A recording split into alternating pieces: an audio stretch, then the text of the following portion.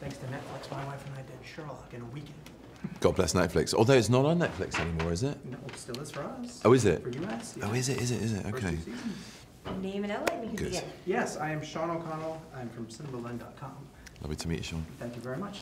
How often, as an actor, do you allow yourself, when you're reading through the newspapers or watching a story develop that's contemporary, to just put it in the back of your mind of, God, I would love to play that part. I would love to explore that person. Very, very rarely, I have to say. Oh, okay. yeah. Oh, yeah. And I thought it'd be the opposite. No. It's completely. I think, you know, obviously the appeal of doing this job it was immediately twofold. One was the vanity of wanting to take on this subject and also play a lead role in a major film.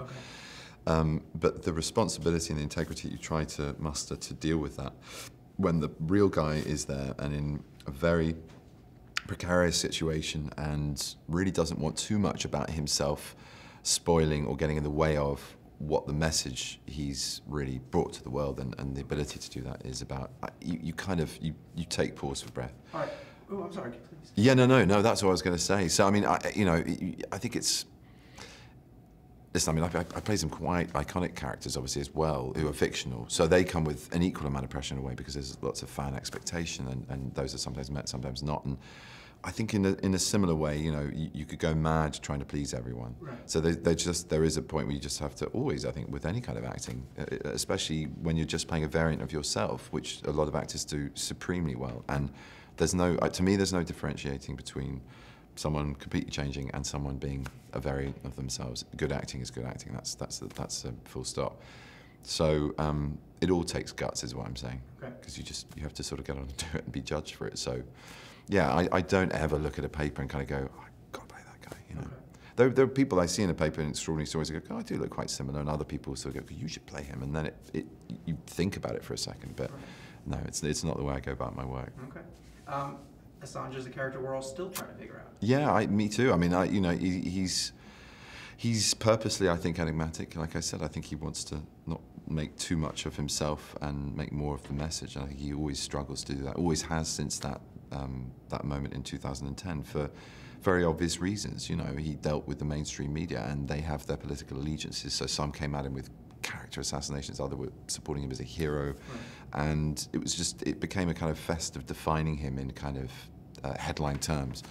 And what I wanted to try to do and persuaded him that I was interested in doing, when I emailed him at the beginning, well, he emailed me to tell me not to do the film, and he didn't want me to condone the project for good reasons on his thinking. But I wanted to persuade him that I was very anti doing anything that had happened to him before. He was rightfully fearful of any kind of fictional or dramatization of real events, especially his circumstance and his personality, because of how I think he'd experienced the press and his exposure to the world. So I just wanted to reassure him that I have empathy with that. I'm an actor, and I'm also in the public eye, and it becomes a blurred line between people wanting to know more about you and not just look at your work, you know, and judging you the way you look, who you go out with, what you eat, what you say, your politics, everything, because you're there and you're talking like I am now, and yet this is actually for a film that I want people to see that I'm in, and the lines blur. And I said, look, there is an empathy there. It's not the same. It's not as precarious as your situation, but it means a lot to me, and I want to protect that. And I want to give it balance. I'm not going to make you into a hero, but I'm not going to make you into a villain either. Okay. I sat in Comic-Con for the Sherlock presentation. Oh, how was that? I wish I'd been there, man. Well, your video was hysterical.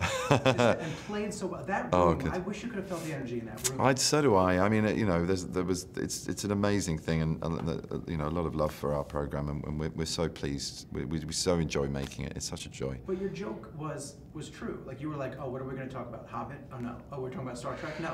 But yeah, it could have gone either way. That people could have gone, you know, God, he's big-headed. But to be honest, it is bizarre. My year is bizarre, and it's got to the point where sometimes I'm talking about projects and I forget one. I forget one of these films. I mean, it's criminal. That's how embarrassing the riches are for me. You know, it's like I'm really lucky, and I'm really enjoying it. I just saw it this morning. Whoa, what a cup of tea. I mean, it's in the most extraordinary film. It's just a masterpiece, I think.